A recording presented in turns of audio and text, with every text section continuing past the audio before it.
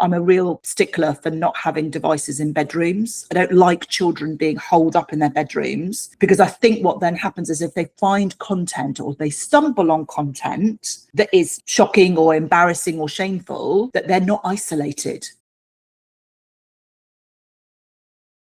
My 9-year-old was with his older cousins and they were on their phones a lot. And since he's come home, he's been really quiet and mentioned bad videos. Now he won't explain what he meant. He's gone quiet on it. I'm worried he's seen something that he shouldn't have. How do I talk to him about it without really scaring him? This was a mum on one of our Netmums forums. Maryhan, you're a psychologist. What are your thoughts on this? How can we help this mum dig a bit deeper? I know this is probably every parent's kind of big concern, isn't it? And I think it depends what the relationship is and how willing he is to talk. My approach would be just work assumptively. Work on the assumption that he has seen some content that he finds that he knows he probably shouldn't have done or is uncomfortable with. And rather than pursuing a line where, talk to me, really working in terms of, I call it the drip, drip, drip method. So this is rather that he's probably within what he's seen, there's probably a certain amount of embarrassment, maybe a little bit of shame. There may well have been either a direct or an indirect pact made with their cousins that they weren't going to talk about what was seen, just like between us.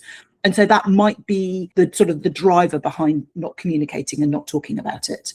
So I think the drip, drip, drip is simply beginning to say small things that we don't actively seek him to elaborate on. But if he responds, then we have a conversation. If we don't, we leave it. It's just like some children, they kind of mull on these things. So it could be like, I've noticed that you were really quiet when we came back from spending time with our cousins. And you've mentioned this idea about bad videos. And I just want you to know, if there's anything that you've seen that you feel uncomfortable with and you want to talk about it, I'm here. And leave it. That's the drip. You've left it. Now, if he then says, yes, then of course, move further with it. But what you're doing is you've just left that there. They'll mull over. Then another time you might say, when we're on our phones and when we're looking at content, sometimes we do come across things that make us feel a little bit uncomfortable. And I want you to know that I'm always here to talk about it. So we're just slowly planting the seeds. We're slowly making them aware that actually it's quite common, because what we want to do is we want to validate the fact that they've not done something that is so wrong that they can't talk to you, and that doesn't happen to other people too. Because when our children experience something that they feel shame or embarrassment around, they often think that it's only happened to them. I see this all the time when I sort of have like a class of children, and I might ask them, do you struggle to fall asleep at night? And then when they see 70% of the hands go up, it's suddenly like, oh, I'm not this weirdo. Everyone else is the same as me. And so it kind of does that. So I think there's the drip drip in terms of the conversation. And then I think that there's also on the other side of it, it's the other conversations we might have around things like peer pressure. Around that, when we're with people that we spend time with, sometimes it can be really difficult to feel like we can say no. So it's opening up broader bits. You've got the incident, which I think we've got to work assumptively that he probably has seen something, whilst also then laying the groundwork for any future situations. Yeah, I love that. My first thought is that it all sounds really calm, whereas when I think of it happening, I know I would panic and be a bit like, you tell me right now what happened, tell me right now. And then it becomes like a really scary thing and would immediately shut them down more, right? Yeah, and that's the thing. I mean, I think the statistic that I would share assumptively, if let's say it was pornography, is that 51% of children will have seen pornography online before they leave primary school. It's insane. And I'm not saying that from the perspective of like, calm down. It's like everyone else, but it just places into perspective how prevalent this is. And often it is genuinely an innocent clicking on something that then takes them down this little rabbit hole. In my view, it's always about, yes, you could go really hard. Tell me now. I'm going to speak to your cousins. I need to know. The danger for that, for me, is what that does long term. So that then buries it. I mustn't talk to, I've got to keep it all under wraps. And we just don't want that. Absolutely, because if they see that big feeling from their parent, and it comes from a place of fear, right? It's a fear of, oh my God, I need to help you and fix this and stop this from happening. But that fear is terrifying for the child on the receiving end, even though it comes from that good place of I want to protect you, it doesn't feel like that for the person on the receiving end. No, and that's really what we want to say, is that obviously these things are going to happen. I think we'd be naive if we didn't expect that. It is going to happen, which is why we can then always fall back to, all right, actually, do you know what? This is something that has set me a bit of a reminder. How do we manage tech in our home? You know, what are the parameters that we have? Do we need to revisit some of those? So, for example, things like not having, I'm a real stickler for not having devices in bedrooms. I don't like children being holed up in their bedrooms, because I think what then happens is if they find content or they stumble on content that is shocking or embarrassing or shameful, that they're not isolated. You know, so this isn't about having them downstairs in our living spaces and then constantly peering over their shoulder. What are you looking at? Let me have a look. But more a case of, it's an open space. If they stumble on anything, they're not sat in their room trying to deal with it themselves. So it just gives us that opportunity to think, actually, what are the parameters we're putting in place? And do we need to revisit those? Absolutely. And then that kind of brings me on to the next point of trying to have those conversations before you go to people's houses. I'm always here, or I don't know, I've seen quite a lot of videos on things like safe words almost. Like if you come to me and you say bananas, I know that we're ready to go. And you don't need to tell me why, but we're ready to go. Things like that, maybe? Totally. It's always that preemptive bit. We're going to be spending some time with your cousins. We're going to be going to this family who've been friends for years. They've got a significantly older child. Let's talk through what are some of the things that might happen and how we might manage those situations. And safe words are just a really brilliant way of, at any point, if you feel uncomfortable and you're ready to go, then this is the word. And then you don't need to make any explanation. We're headed out. Because I think, you know, that speaks to this whole, quite often when we think about peer pressure or that pressure that other children and situations create, we think of it as almost explicit. If you don't do this, then I don't want to be your friend. Often it's the subtle, you know, they're looking up to their cousins, they're looking up to the older sibling, and they want to be like that. They want to please. And so they find themselves doing things that they wouldn't ordinarily because they want to be part of it. Yeah, and that makes total sense. And to be honest, that's a lot of adults as well. Even as you were saying about at the beginning, seeing stuff you don't want to see or coming across things you don't want to see or people showing you things, even as adults, that can happen, can't it? So it's definitely going to happen to youngsters that aren't fully developed, that don't have the skill set to be able to say no yet, or to kind of really know what they're looking at, but know that it doesn't feel right. Yeah.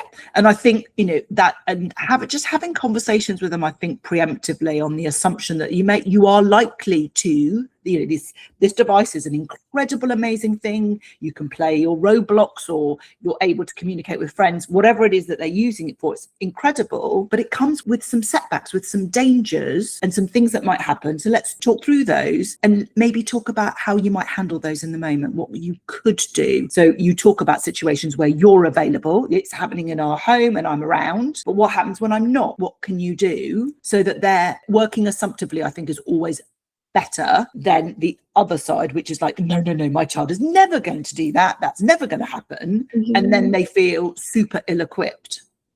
Absolutely. Yeah. Thinking, oh no, my child will never look at anything like that. Well, maybe not actively, but if it's put in front of them, they're there. For me, the mother of an 8-year-old, it's the thought of him trying to deal with it on his own, like you mentioned earlier, him sat with that huge scary feeling, and it's completely on his own. Because even though, you know, you would say, oh, you can always tell me anything, but if you're not modelling it or showing a calm approach when they do mention anything, it's like, for example, swearing. I'm okay with swearing. I'd rather teach him what the swear words are, when to use them, where to use them, and what might happen if you use them in front of, say, your head teacher. So I'm okay with that. And I'd like to think, doesn't mean it is, I'd like to think, because I've been calm in my approach, and when he tells me a swear word, I'm just like, oh, okay, that's new. I'd like to think that that's setting him up for, you can throw a lot at me and I won't explode. Yeah, and that's the thing, isn't it? We often sort of say we want our children to talk to us about anything and everything, but then when they do, we then, oh my goodness me, that's an awful thing to say when our children are using digital devices. And you know, I'm a big fan of trying to meet them where they're at. So show me some of the things that you're looking at, not because I want to check in on you. I want to understand your world and what's interesting to you and why you're spending the time that you are. If we then do that and then explode, like, why are you following that? Do you not realize that could be a paedophile or whatever it is? Then what we do is we shut things down. So we have to really take that instant, like, oh my goodness me, and just interesting that you're following that. Tell me a little bit more about that. How might you know that that's legitimate? Or just probing and really listening validates our children rather than show me, and actually now I'm going to be, my fear is going to get the better of me. 100%. Like my son has just started playing Fortnite, fully heavily like down to PEGI 3, but he has been playing it and he had a nightmare. And I like gently was like, could it be Fortnite? And I could see him like wince, and I was like, I won't take it off you, I won't stop you playing it, I just want to understand if it could be that. It wasn't, but yeah, I could see he had that fear that if he said it, I was going to write, well, you're not playing it anymore. Yeah, and that's it. But that's part of it. Oh, I wonder if it might be, you know, sometimes when we look at content, maybe because that, when you're having that conversation, even if he'd said after you'd reassured him, oh, I wonder if it might be, it becomes about time. I'm a big believer in that if we're going to use technology and our children are going to engage with it, that we'll talk about timings. So it might well be that you can still enjoy that, but we probably aren't going to do it an hour before you go to bed. Let's shift it. So we're trying to solve problems and find solutions together rather than reacting. And part of it is also about, in those sort of situations where our children are going to be spending time with older children, it may be that we're then going to think about the conversations that we might have. And I'm not suggesting that we interfere, but we might have conversations, particularly where it's family, where we might just say, look, Jack's only 8 and I'm aware that, you know, you're 13, 14-year-old. Could we just have a bit of a conversation around what they get exposed to? Maybe they've got a 16-year-old that plays Call of Duty or Grand Theft Auto and it's not appropriate for your 8-year-old. Would it be okay if while we're there that they don't play those particular games, because we're going to have a bit of a battle with my 8-year-old Jack, who's going to want to be with his cousins doing X, Y, and Z, and I think it's just going to create a bit of, it's going to be difficult. So sometimes it's about having an open conversation, particularly where it's family. Yeah, I think that's a really good call. It can always be difficult, can't it? But like my nan used to say, if you don't ask, you don't get. Exactly. Yeah. So just taking it back to our mum and her dilemma, how do I talk to him about it without scaring him?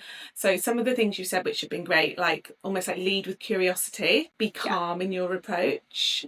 And I really like the drip, drip, drip. Yeah, definitely. So you're just making little comments, leaving them in the ether. If that leads to a conversation, if they then expand, excellent, have that conversation. If they don't, know for sure that your child is thinking about that. They might not look like it. They might eye roll. They might have a funny expression. They might just disappear. But I can guarantee you the cogs are working. It's there. It's there. So then what would you say to the mum if, like, you've done your drip, okay, it's been a day or it's been 2 days. How can parents navigate and deal with the thought that you might not get a resolution on this? They might not come to you and say, okay, yeah, this is what I saw, this is how I felt. How would we deal with not having that final resolution?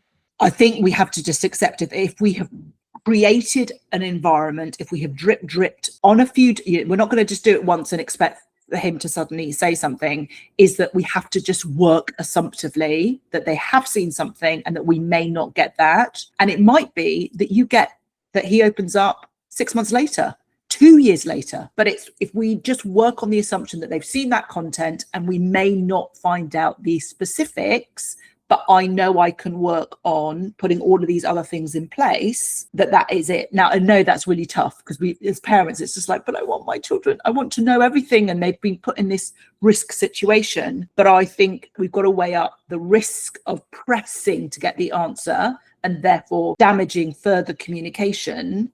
But actually, I think it's much better to keep the channels open moving forward and accept that either we may never know or there may be a delay.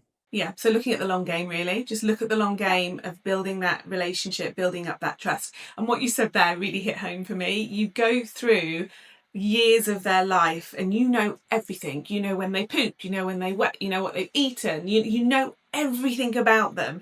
And then bit by bit that goes. And suddenly, like, there is no regular reports from nursery. He's now just gone to school and you don't know what he's done that day because all you get back is, yeah, it's good. Yeah. What did you have for lunch? I can't remember. Who did you play with? Don't know. Literally, I've just been in a black hole the whole day. I've got no idea what I've done. Like, absolutely no clue. So yeah, that's hard, isn't it? To, as a parent, to kind of evolve and move into that next phase of building the relationship that you can come and talk to me, but I know that I can't force you. Definitely. And accepting that that doesn't mean that they don't love you, they don't respect you, they don't see you as a safe space. It is about what they're ready to talk about. That can be such a difficult transition, as you say, when we're so used to knowing everything. And now my gorgeous 8-year-old or whatever they are doesn't want to share anything with me. It's like a dagger to the heart. Especially if you've got friends who've got children that literally give them a blow by blow for everything. And you're just like, what have I done? But it's their character, but they do come up with things. And the only other thing that I would add in that particular situation is if you can park what they've seen and just find moments where you hug and you're watching something and I love you, you might be surprised that whilst you've dripped and then you're having a separate moment that's got nothing to do with the dripping and you're just like, I love you and let's have a story or let's watch something together, it might then come out in that situation as well.